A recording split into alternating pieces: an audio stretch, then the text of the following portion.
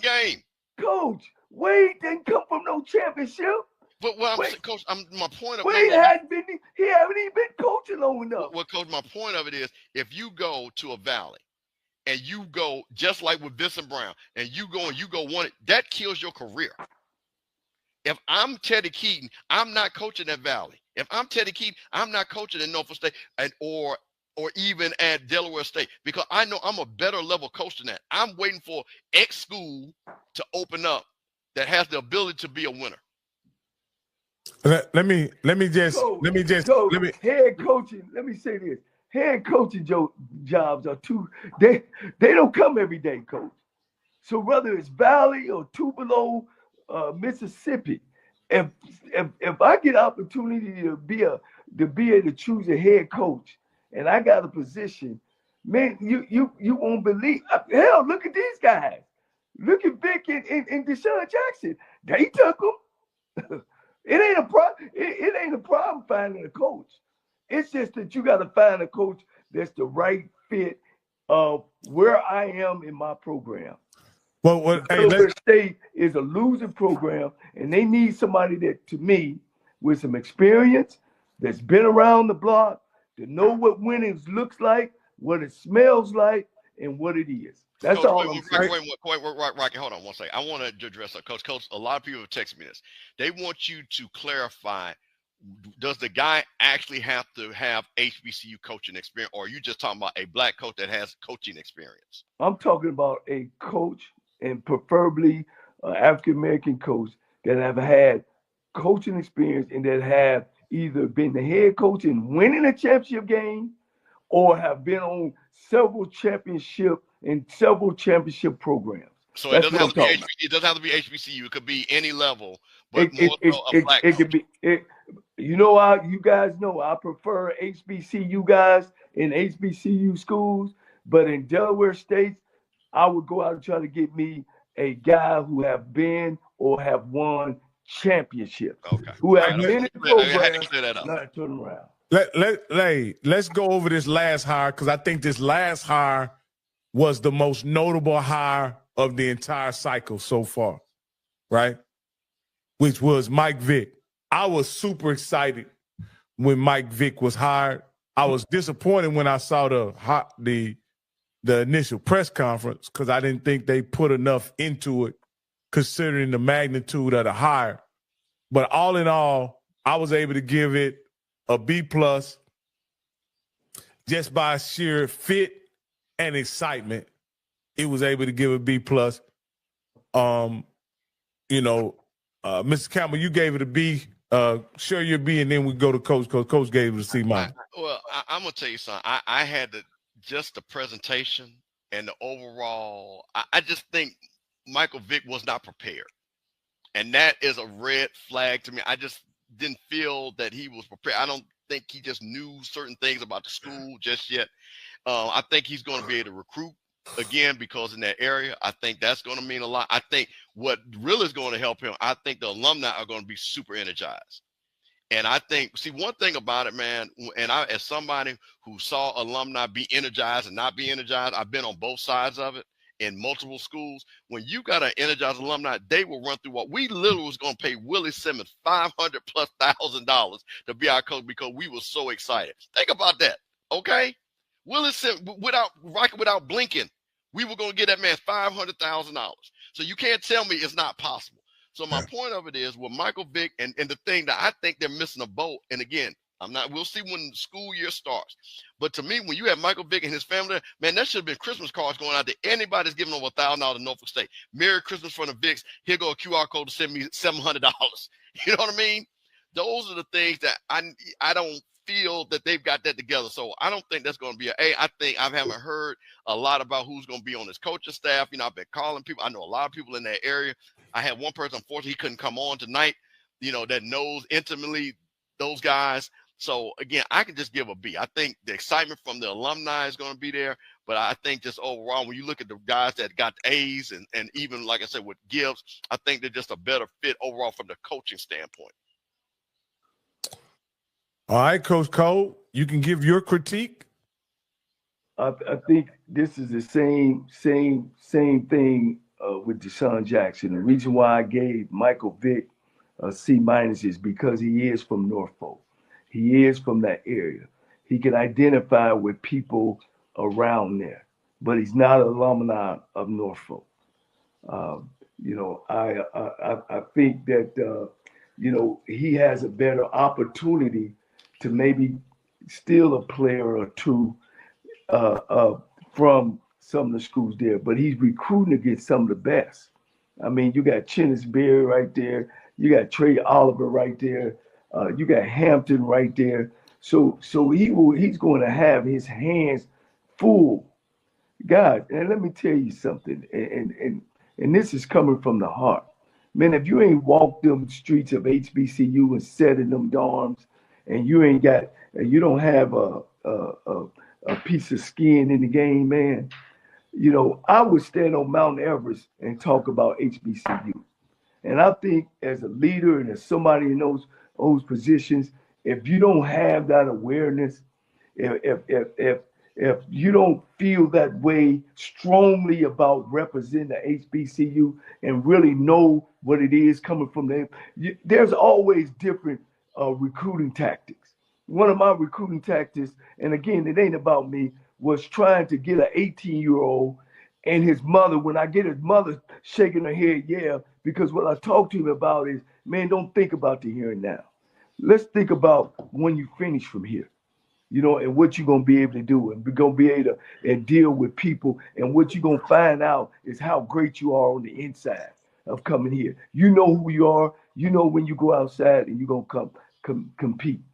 And I can relate, and a person that walked through there can relate and will feel that way, because you're going to run into some obstacles out there. You're going to be sitting there as a coach, and you're going to go to a school, and the coach is going to be sending you somewhere where you're taller than everybody in the room, per se, instead of sending him my way. You're going to have to dig and stay all day and maybe meet a kid somewhere. They ain't just going to be turning their kids over to some people. Because now with the NIL and the collective bargaining, don't think that there's not some high school coaches that's not getting a rub on the hand as well. So can Norfolk rub a hand? I don't know. We will see. And again, not talking about being in the head job and what you need to do. And I've been there and I've seen it. This is what we need to do. This is the direction we need to go. And coming there with a plan, man, it's going to be tough. And then, you got those 5 teams. Again, it's going to be tough on beating North Carolina Central. It's going to be tough beating South Carolina State. Hell, it's going to be tough beating Morgan. What about Howard? Shit, and Howard, they going to come back. You know what I'm saying? And all them guys got experienced coaches, have been through the ropes. Hey, look what Chris Dishman did at Texas Southern. And that's going to become inexperienced. Nothing personal. None of this is personal. All these guys are great men. And please don't take it personal. But when you put that cap on, you're a head coach, and you got to have the answers. And sometimes you got to have them right now. Let me ask you this here, Coach, because we got all your grades and everything, but I think this is a good question, a good exercise, Coach. And I'm going to take you out the equation.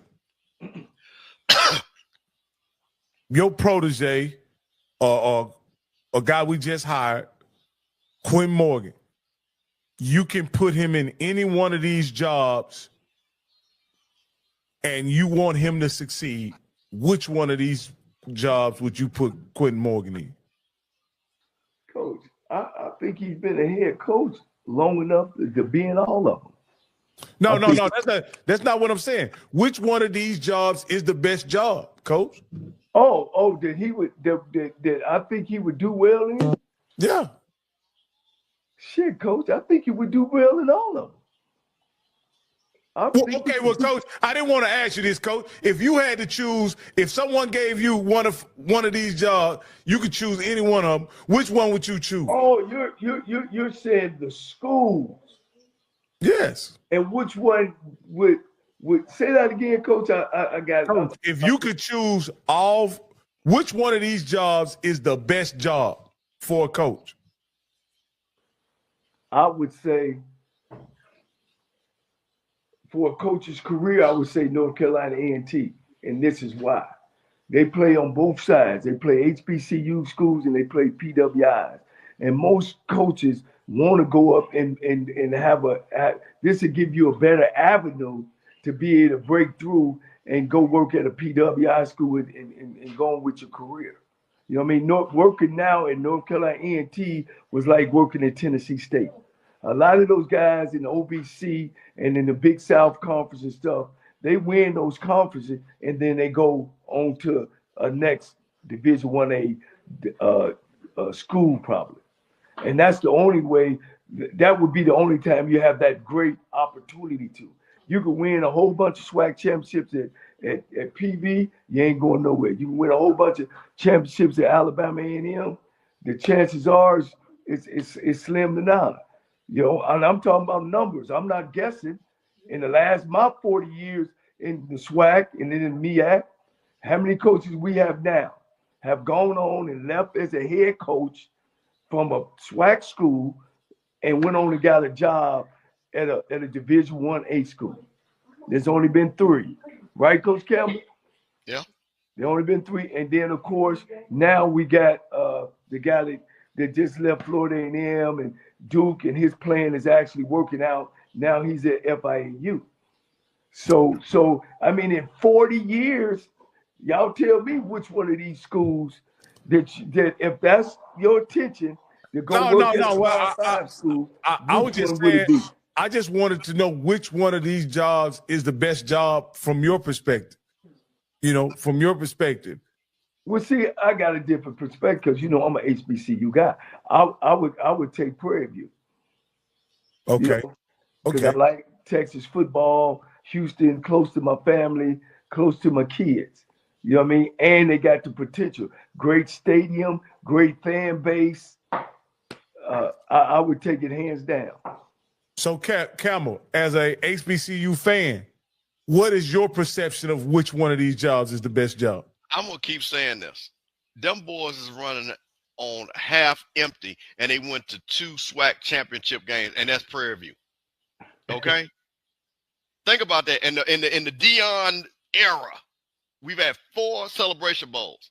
Prairie View has been in there twice, and they've had nowhere near the type of team they should have. So that just lets you know the type of talent that's down there in Texas. And I'm going to keep saying this until I'm blue in the face. If they could get somebody, and I think Coach Jackson is that guy, man, Prairie View is going to be hell to play. Because I think that he's going to be able to get players. Man, because, man, I'm going to say this again real quick. Texas, Louisiana, Mississippi, because of Jackson State's legacy, and FAMU should always be good. Somebody in Louisiana should always be good because it's players all up and down Louisiana. Jackson State should always be good because hell, a lot of people don't want to go to Ole Miss. Prairie View should be good because and Florida is Florida. Those 4 schools should always be knocking people's heads off. Seriously. And if it's me and like I said, and again, I can get there with half-cocked teams. Come on, man, they really put something together at Prairie View. Because this is something that Cam Ward mentioned. Prairie View or the HBCUs didn't even offer him a scholarship, and he only had one. Cam Ward. Oh, Cam Ward. Let me go through these real quick. You got Norfolk. Shit, coach. They got to get through South Carolina State and North Carolina Central, and they play a short. Delaware State, perennial loser. It's tough. It's gonna be tough getting that going in the right direction. North Carolina A&T, they play in the PWI, and it's tough, and they taking a bad program. A&M and Prairie View are the best jobs to me and depending on where you want to go. Like I said, A&T is if you want to try to bounce your career into the Division I Power 5. I think if you can run through the conference, I think you get that opportunity. But A&M and Prairie View, man, they sit. A&M is not good because they sitting over on the side with Jackson State, Florida A&M, and Alabama State. Thank you, bro. That's head knocking. That's head knocking, bro.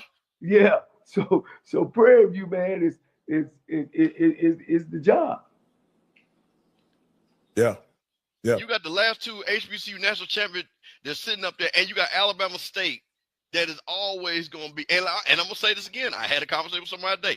Man, sooner or later, Bethune-Cookman is going to figure out how to start winning games again. Because, again, they're in Florida. They're going to start biting people again. So I'm just trying to think. That East is, hey, man, if I'm, again, Prairie View, they've already won the West twice out of the last 4 years. Campbell. What my school? We in Texas. We got more schools around us. Man, y'all are a basketball school. Man, Texas coach, listen, you know that. We just go with coach. Were you in school when Harry Machine Gun Kelly was there? Yeah, coach. Yeah. Okay. Jackson, Mississippi legend. Shout out to Harry Machine Gun Kelly. So that's what I'm saying, man. Texas Southern's a basketball school, man. And they do well. They make a lot of money. They're a basketball school. But Prairie View, in essence, is a football school. I think people don't understand. Prairie View is a football school. Yeah. They really are. And for people who don't know, Texas Southern has one of the best and winningest basketball programs in all of Division 1A basketball. Yeah. True story. I think I wanted to say they was in the top 5, but for sure they're in the top 10. Like I say, Texas Southern. So my thing is just basketball first, and it's Houston. It makes sense. But like I say, Prairie View, man, I just think that, like I say, if they could be a machine. They could be a machine down there. And like I said, but I'm going to say this again. Prairie View folks, y'all doing that, bro. Y'all got all that money. Y'all got that nice, man, all them people, Dallas. Man, y'all got to pack that stadium out. And stop using the excuse, oh, we can't make it because y'all ass over there room for Texas and Texas A&M instead of room for your team. Hey, guys, we got a couple callers, man. Calls, man. Yeah, we got a couple of them. Okay, hey, caller 78. Man. Like I said, boy, y'all great, boy. Y'all push me to the limit sometimes. All right. Hey, caller, with 7804, you're live on HBCU Coaches Corner. Hey, what's up, fellas? What's going on, man? Listen, Scotty. Listen, listen, man. I have a problem. It's just a lot of contradicting statements on this live right here. How can you say that you can get a championship coach and go to Delaware State when you tell me it's a perennial loser? That doesn't make any sense. If it's a perennial loser, it needs a lifeblood change. And to me, I'm going to keep saying this is not the 80s. It's not the 70s. It's not the 60s. You need to make a program cool and relevant. And Delaware State is neither cool nor relevant. And that's what Deshaun Jackson does. He makes you cool and he makes you relevant. And again, he only has to win 5 games. It's literally 5 games. If he wins 3 or 4 of those games, it will be more than anybody's done at Delaware State since, I believe, Rod Milstead, when he went 5-6. So again, it's not a hard hurdle to get over. And he can't. And listen, if you get the right talent, the MEAC is not that crazy talented to where it's like, oh man, we can't compete. No, Morgan State is not there. Howard's a rebuild. South Carolina State's about to be in a rebuild because they lost their quarterback. We'll see how that looks.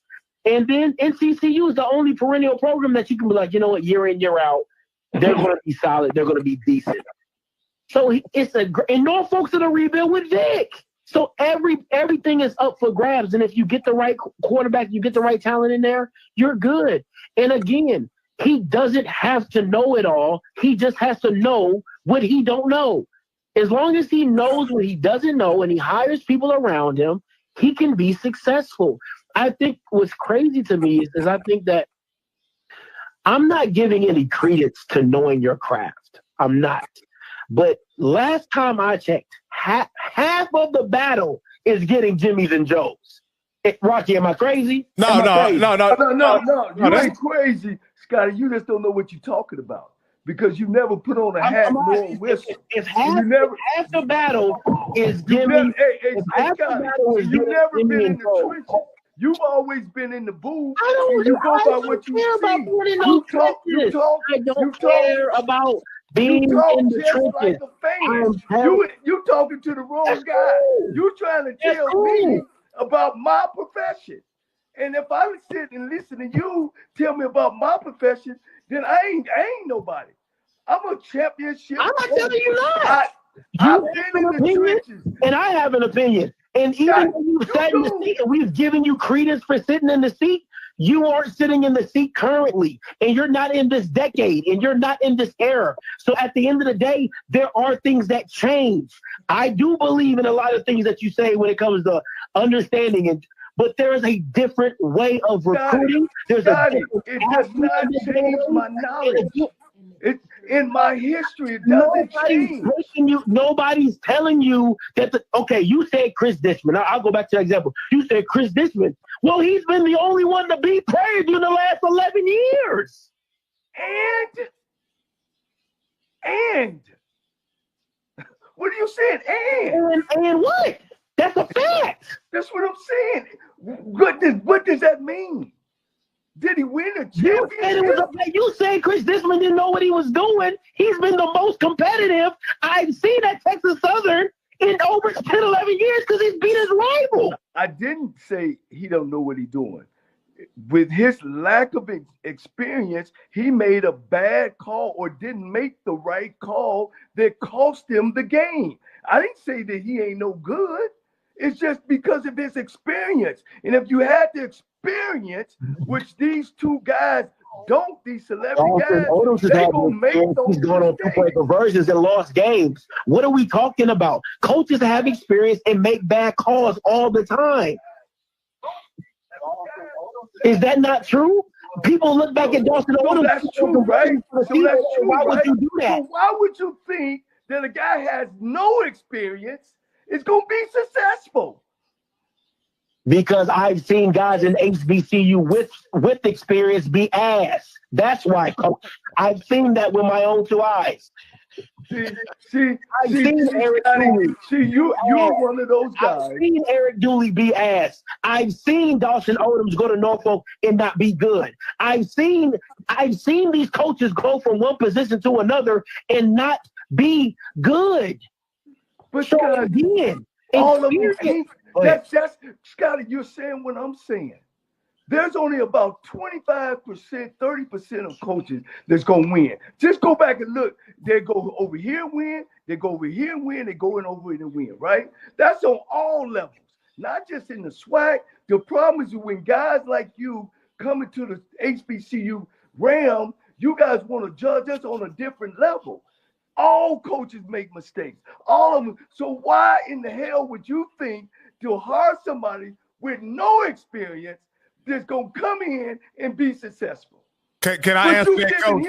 You're giving him a flag because he caught some touchdowns in the NFL. So if he come in and win 2 or 3 games, Can I answer that question, Coach? There's one reason, and I've said this on the phone call with you before, Coach. There's one reason why Deshaun Jackson and Michael Vick get those jobs. Because Dion went 2 years in a row in the SWAC without losing the game. They tell me, why did the OVC didn't look at Dion and say, oh, well, let me bring it in. Why did the ACC or the SAC or the Southland Conference, or why have anybody else haven't took that model? Because it's asinine to hire somebody in a CEO position that has not had any experience. Trent Dilfer did it. Listen, I look at it like this. You can't, if Delaware State hires Deshaun Jackson, which they did, and they don't win, is it a loss to them? I'm asking a question. If they go 1-11 with Deshaun Jackson, is it a loss? They've been a perennial loser. What do they have to lose? Guess what? What do they have to lose? You make sense. You make sense. They ain't got nothing to lose, but I know who does lose. They don't got nothing to lose, Coach. It's the young man that we had on earlier today. He the one that loses. No, he doesn't. You know why he doesn't, Coach? Because if Deshaun Jackson is not successful, what happens? He gets fired. And if that young guy you say is so great, he should then get his opportunity. So again, there is no lose-lose in the situation. If Deshaun Jackson does well, Delaware State elevates and HBCU football elevates. If he doesn't do well, he gets fired like every other coach, and then maybe your Quinton Morgan gets the opportunity. Maybe another guy on the assistant staff gets the opportunity. I don't want you to ever think, or our audience to think, that I got something against Deshaun Jackson. My issue and problem is always against the process. I just don't agree with the process, wrong or right. You know what I'm saying? I just don't believe in the process. Deshaun Jackson might be a great guy. I need you to keep that same energy across the board when it comes to processes. Kappa's hiring Kappas. Omega's hiring Omegas. Alpha's hiring Alphas. I need you to keep that same energy across the landscape. Homeboys hiring homeboys at Grambling. Let's not play this game. Let's not play this game because it goes across the board with processes. Because there's a lot of white guys that can get opportunities at HBCUs as well that don't. But we ain't going to even go in that lane. So my thing is this. Let's not play like processes. We can go that road. We can go that lane. Yeah. Once again, it's the process. I'm against the process in HBCU because if we go away to non-revenue sports, hell, our predecessor, our Kakashi, PWI guys are getting those jobs as well. That's why I'm trying to fight at this level. If you go to some of these HBCU schools and look at their athletic department, it's starting to turn PWI. Hey, Rocky, hold on. Let me clarify something. Let me tell you something. Y'all know I love Scott, but let me tell you what Scott is gonna do. If Deshaun Jackson's not successful, you know what he's gonna do? He's gonna have a big show. I told y'all they should have hired Ray Lewis. Ray Lewis was the guy. They should have hired Ray Lewis. See, that was the wrong celebrity. They should have hired Ray Lewis. They should. Now, I want Ray Lewis tomorrow. Let's get Ray Lewis on there. I'm starting the clock right now. I'm gonna come back and I'm gonna go back to looking at HBCUs again if Ray Lewis show up. That's what Scott ain't gonna do. I wanted Ray Lewis to go to Morgan. But no, my thing is, and it's the same way I felt about Aries, the same way I felt about Michael Vick. And I'm gonna say this: it doesn't matter. The wins and losses don't matter to me in this particular instance because Delaware State needs to become relevant. People just need to know about Delaware State. And that's what Deshaun Jackson does. Deshaun Jackson shines a light on Delaware State. He makes them relevant. He makes them cool. If he wins, it goes through the roof. If he loses, it's better than any other coach.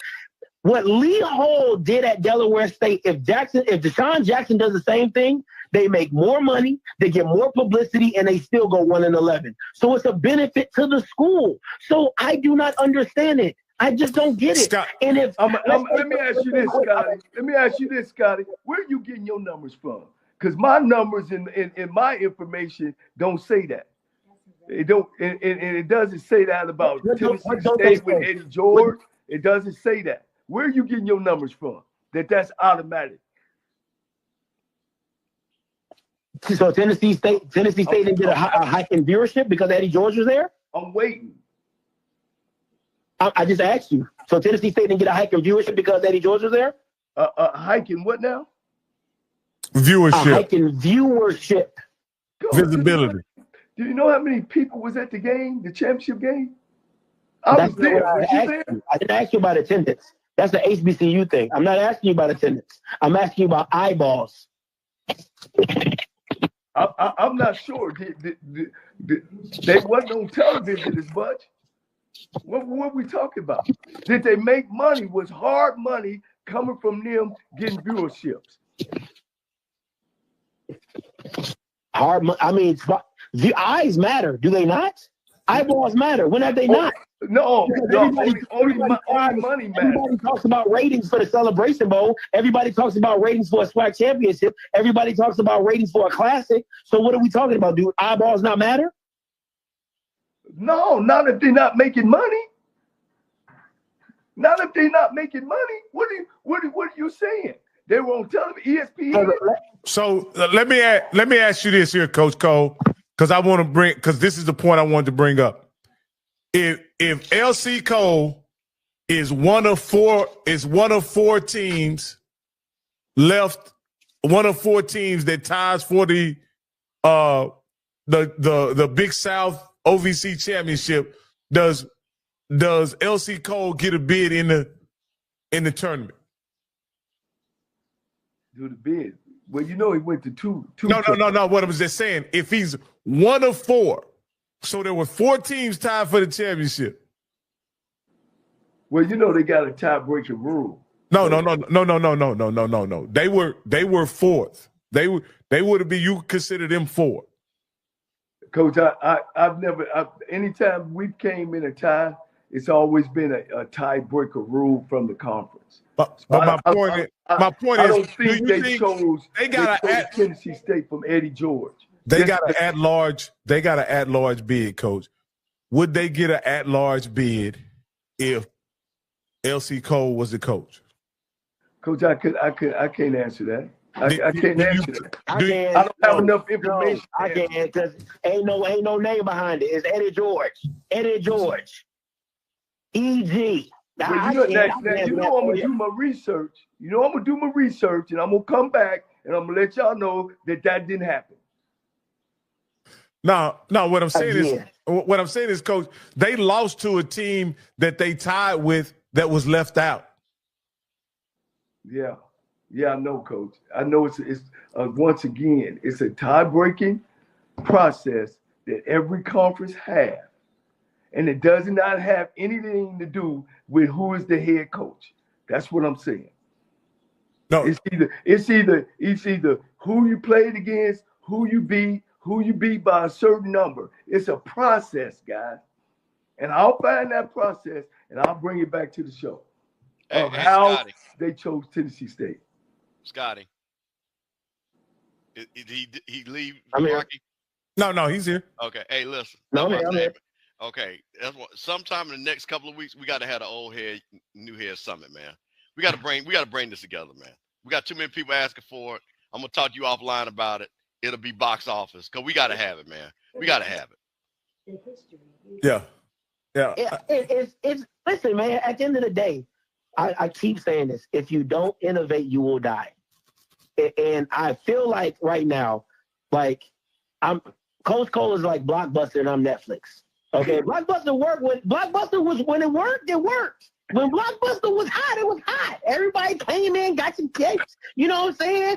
Late fees, dues, and all that. But now I'm Netflix, okay? And now we want something easy. In the celebrity route, if it works, it's an easier. Listen, what I will say this to Coach Cole, and I will agree with you on this. Hiring a celebrity takes a lot of responsibility off the ADs and administration to do their job. Why? Because the celebrity is a self-promoting machine that they do not have to be a part of. They literally sit back, put it on 3 minutes, and let it cook itself. And that's what the celebrity factor does. And a lot of HBCUs are cool with that because why? I don't want to put in the work to market, promote my product, and put work behind it. So I get a celebrity, a Michael Vick or Deshaun Jackson, to promote my program for me. So now when he leaves, I have a sense of promotion that now I can work off and build off of. And that's where we're at in this day and age. Wait a minute. I want to jump on that. But see, your argument has been, look, we had Michael Vick, right? They brought Michael Vick in. And what was your argument? They did not have the machine ready to support exactly what you just said. You literally did a whole show, and me and you talked for 2 hours. Like, where was the machine? He is sweet talking. So even right. with the name, Michael Vick is still the machine. But no, is it? If there's no gas in the car can't go anywhere. There was no gas in that car. Me and you talked about this. Did you not agree with that? Michael Vick is the car, and he has the gas.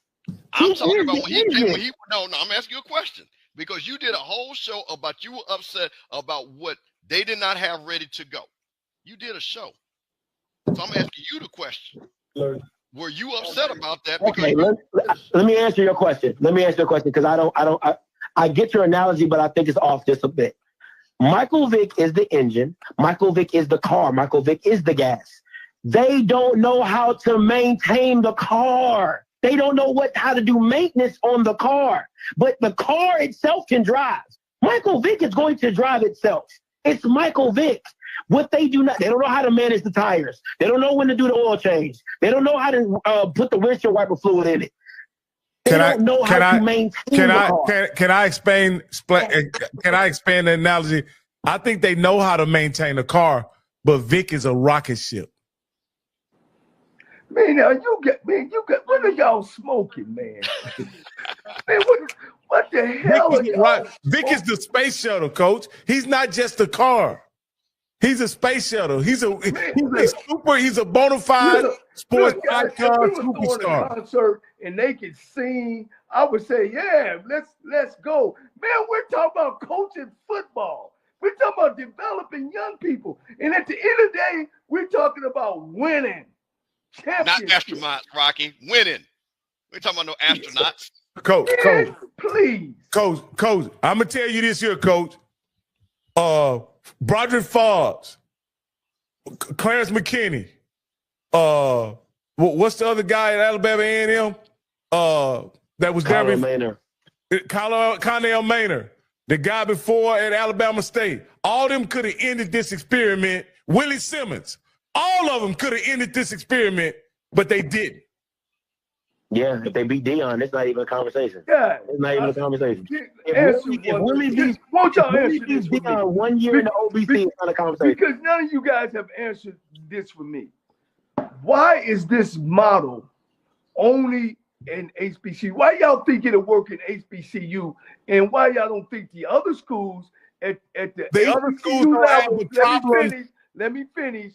Do not take this model. Coach, it's simple. Coach, the other schools don't have the institutional challenges that HBCUs have.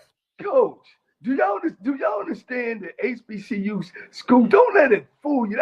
That's our problem now with HBCU schools. Coach, we pay more. We pay our head coaches and our assistant coaches more than anybody. We have bigger attendance more than anybody. We got more eyeballs, and when I'm saying anybody, I'm saying schools at our level. And see, that's the problem with us, is because we don't believe in us, and we always think us and them, their ice is better than ours. Now, do they do some things better than we do? Yes, they do. They do.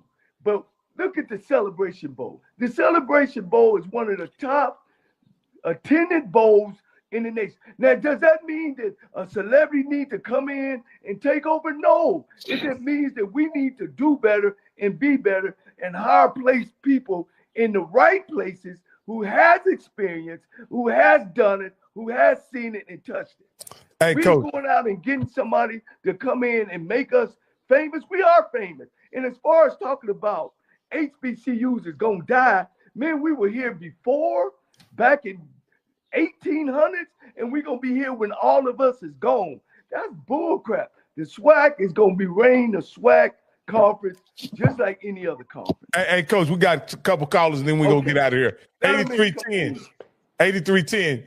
Hey, say what you're going to say and get off. I know you've been holding a long time, man, but we try to get out of here. It's bedtime for us.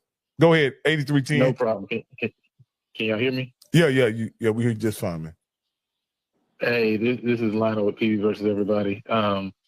First of all, I don't know why y'all think the FCS committee cares about Eddie George at all. They don't care nothing about that man because that man ain't getting nowhere close to Frisco. Okay, they ain't got nothing to do with why they chose to put him in the playoffs. But that's neither here nor there.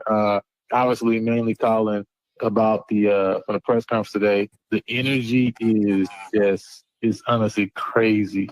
Right now, I wish you guys could really have seen the room. I mean, literally jam packed with alum who literally, took off in the middle of the day to basically come up for this press conference, man. And obviously, Coach T. Jack, man, he just laid it down. And so, I think people are really excited, and I think we got some momentum, man, and we building. And I want to say, because I think people underestimate the reality of, there's gonna be battles in every fan base and alumni base. As far as I heard Coach Cole earlier talk about, this was my guy, or this guy was my guy, and so the support can kind of wane or ebb and flow sometimes, right? But I think you also have to kind of see the waves of momentum that's building in different universities, right? And the reality is, from the top of the university, starting with President LeGrand, and her thought process, hey, we want to be an eminent institution, period. We want R1 status. That's what she's aiming after, right? She's not settling for where we are now. So she's looking at the university from that large standpoint of like, no, we need to be on this level. And she's saying, and when I had a conversation with her, she's like, listen, that's everything in the university. That includes athletics, right? You know what I'm saying? So we're not satisfied with just being okay, right? And so this is not something that just started today, right? We don't go hire Tremaine Jackson because simply 80 Golf has a thought process like this. This is something that's been brewing amongst the alum for a while, right? You know what I'm saying? This has been building to this point to where now you're looking for something specific because you're trying to go to a specific destination. The destination has to be set first before you go and make a move like this, right? And I think people not understanding that. Go ahead. I'm sorry. So let me ask you this, Yolanda, because I'm very close to a lot of Prairie View alumni, and we have a large Prairie View alumni here in Central Texas. And this is what I want to ask you. Amongst your alumni, they accept that the university is not serious about football. What about hiring Tremaine Jackson has changed that in 2 weeks? I don't agree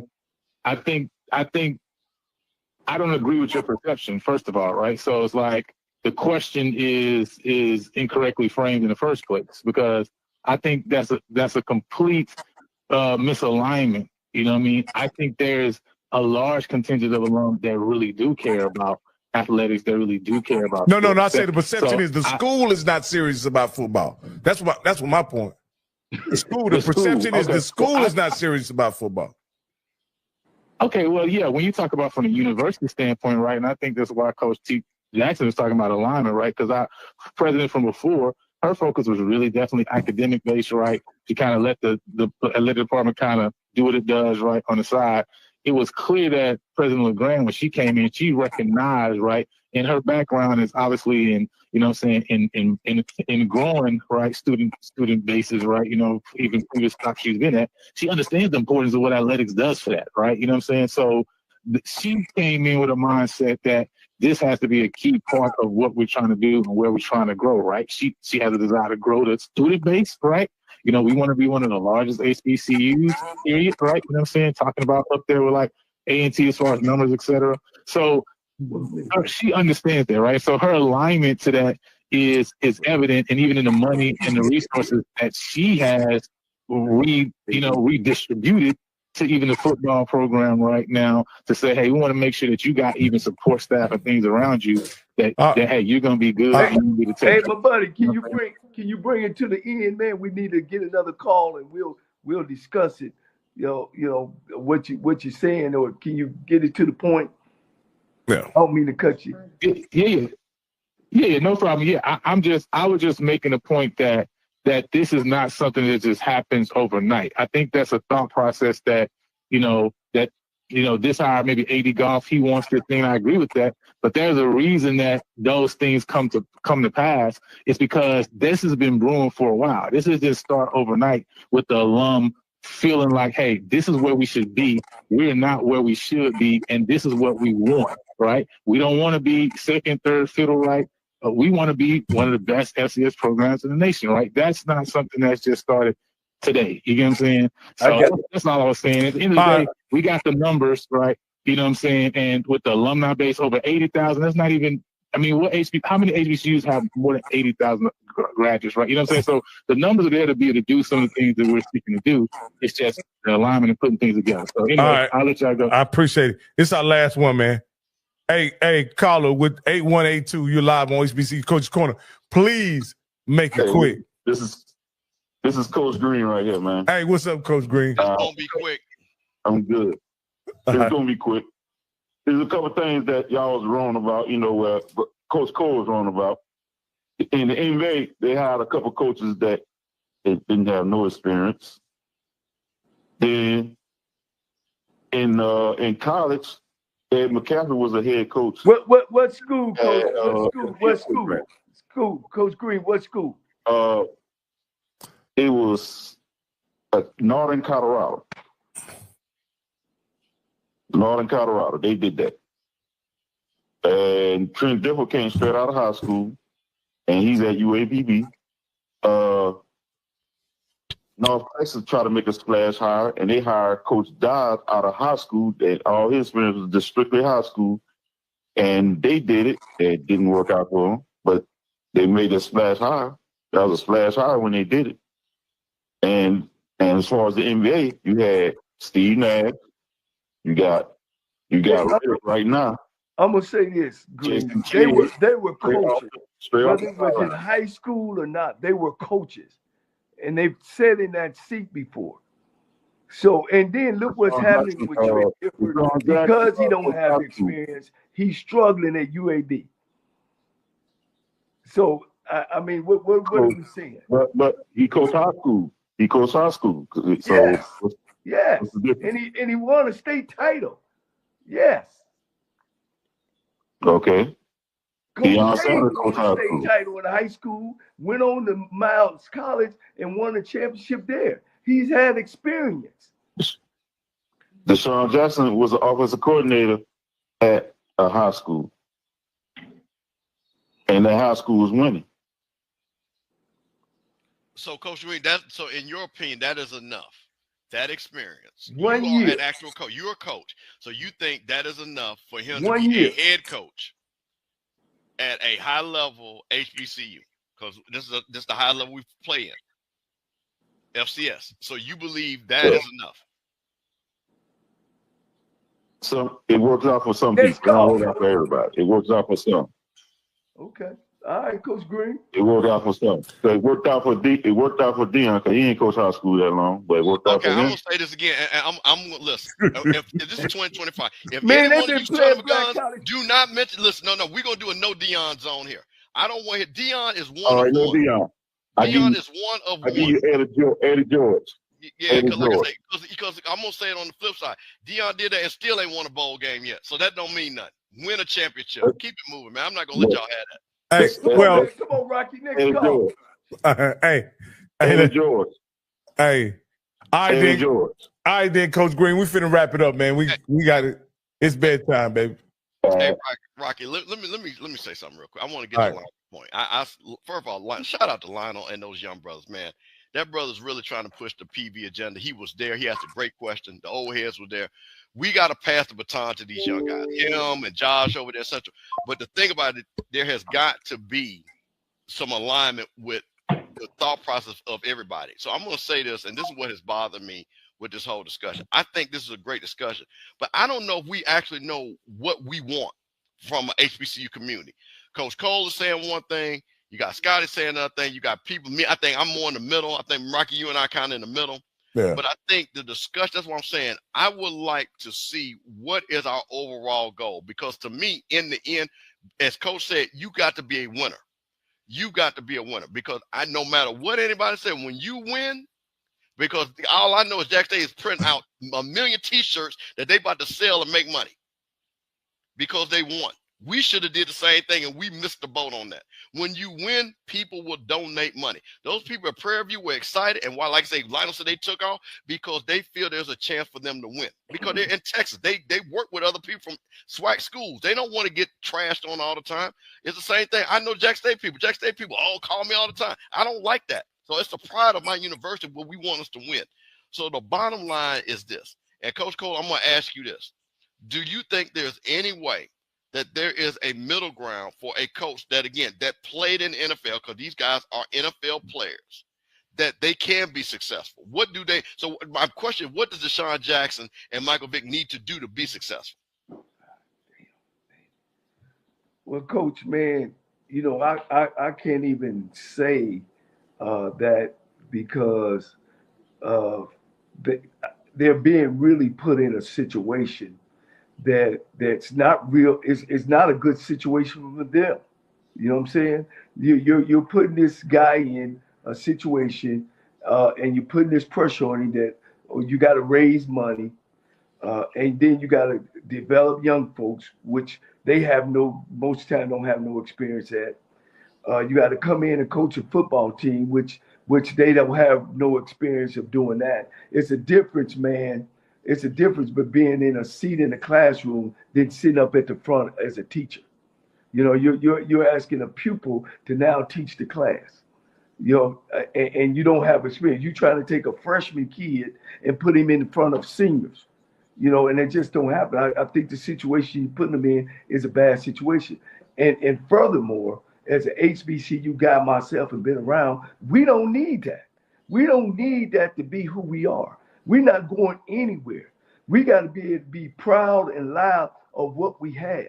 We come through HBCUs and walk through those hallways and walk through down those streets and understanding who we are. That's what HBCUs teach us, of who we are as African American people in this world. And that's why we go out and be successful.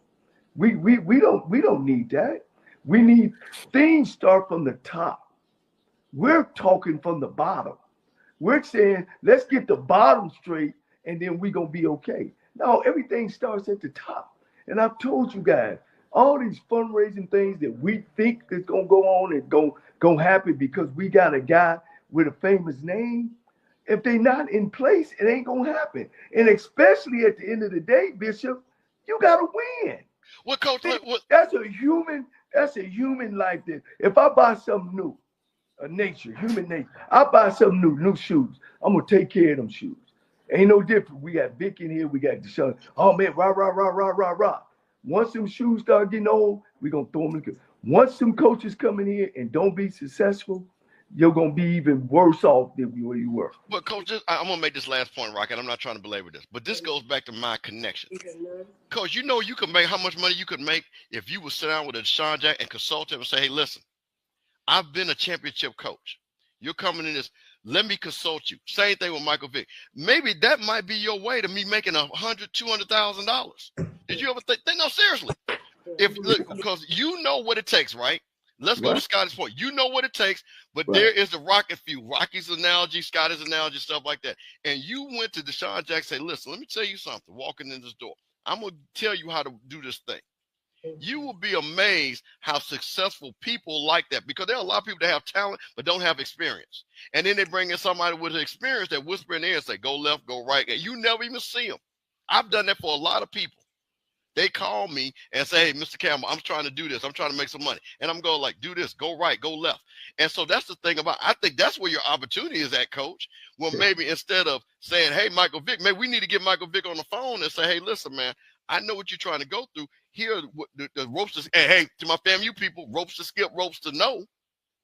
That's a great book that you guys need to learn about. And it's about business development and how to navigate things. And Coach, that's why I think there's value in the old heads, because I think what you're doing, and I think what happens is we have this discussion going this way instead of saying, hey, because the guy's there, right? And if I'm Deshaun Jackson, I'm not saying he's not doing it. I'm not saying Michael Vick, because Michael Vick knows Andy Reid, but Andy Reid ain't got time to talk to Michael Vick. Come on, let's be honest.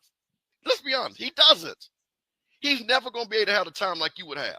No matter who Deshaun Jackson calls, they're not going to have the time or the understanding that you have. Would you not agree? I agree. Okay. I agree. I got you a job. And Coach, and maybe that's what they're doing. I don't know. Hey, Coach Cole, last question. How many wins for Mike Vick to be successful? How many wins for Deshaun Jackson to be successful in their first year? 3 or 4 their first year. Both of them have the same total? Yeah, 3 or 4. Okay. All right, Coach. Hey, man, it's been a great show. It's time. If you ain't got nothing else, Campbell, it's time for old Coach to take us out of here. Hey, man, I just got one thing to say, man. Hey, it's a brand new year. I just want everybody to do me one favor, man. Let's leave the negativity. And, man, let's really enjoy this HBCU community in 2025. We had too many people not celebrating Jackson State because my band went there first and my this, and we won the Celebration Bowl. Hey, man, if any one of our teams was successful, we all successful. So I'm going to ask all of y'all in 2025, man, let's keep it within the boundaries, man, because we got off course this last year. It was really bad, and I don't want to be part of this discourse. I want to be part of us having an enjoyable time like we did tonight. So, man, let's root everybody on, man. That's all I got. Yeah. You know, one of the things, again, man, appreciate the audience, appreciate you guys following us. Guys, none of this is personal with me or Scotty or the Bishop. It's all opinionated to a certain degree. We are all experts in our in our own areas. And, you know, we look at things out of different lens, but everybody is entitled to their opinion.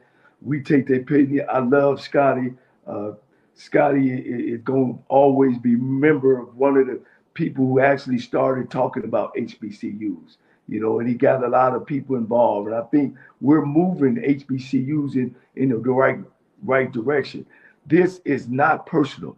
All this is good. Every time we talk about HBCUs and Pacific colleges, man, that's good. That's showing our young people that we care. And I've always said that our ice is just as good as any other people's ice in the world. I think HBCUs are here to stay. They're gonna be here.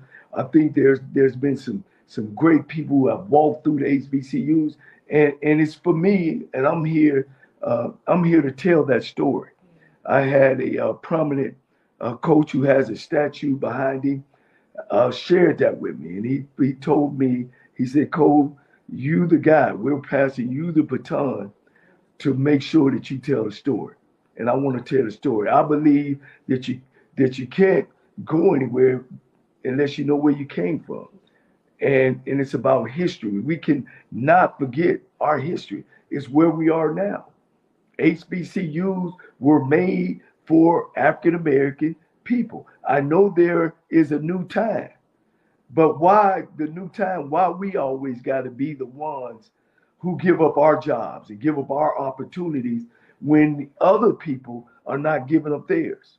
We're losing jobs on the HBCU level like it's okay. Yeah, I know we got to change. I know we got to move forward, but when does that happen for us? When does the other side move forward for us? You know, we're always down. There are some colleges that have never even had an African American person in no sport.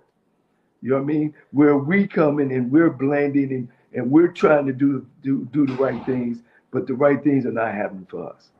So none of this is personal with me.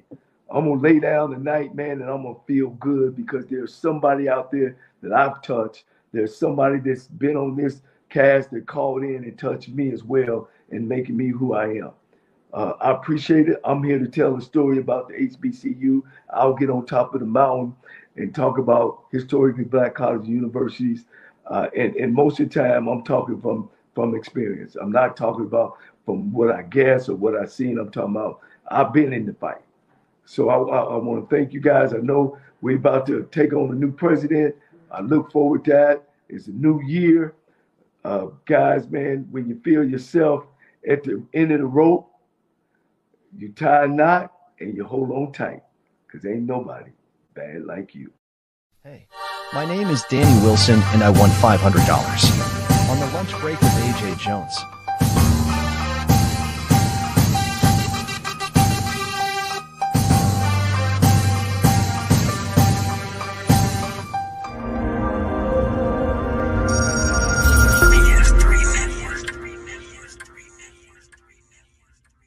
BS3 Network, changing the way you watch TV.